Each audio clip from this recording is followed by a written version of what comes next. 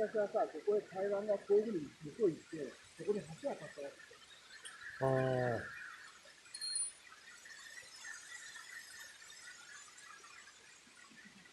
行けそうかい。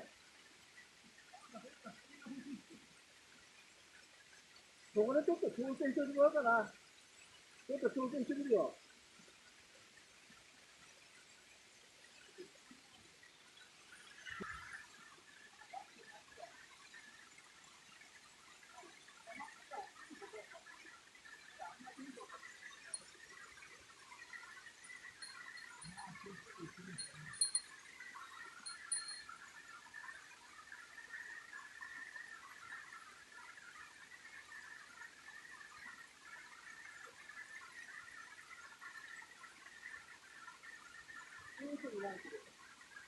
するん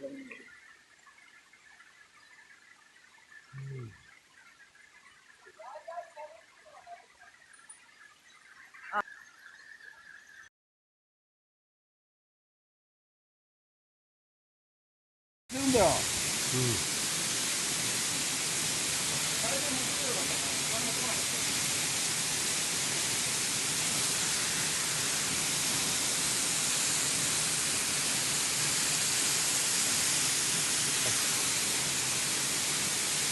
気をつけてね。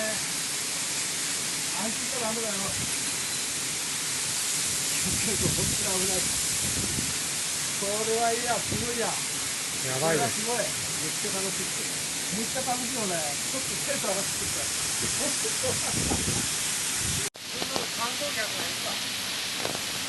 今動画撮ってるから。上の方までずっとスパン。おお、いいね。おお、素晴らしい。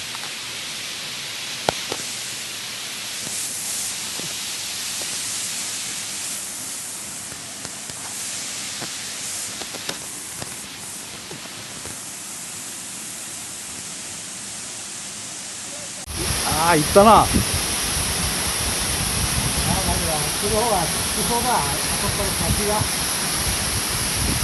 あそこを登って道があるんだよ、ほら、こういうふうに。ただ、崩落してれば、これ真っ逆さま行っちゃうよ。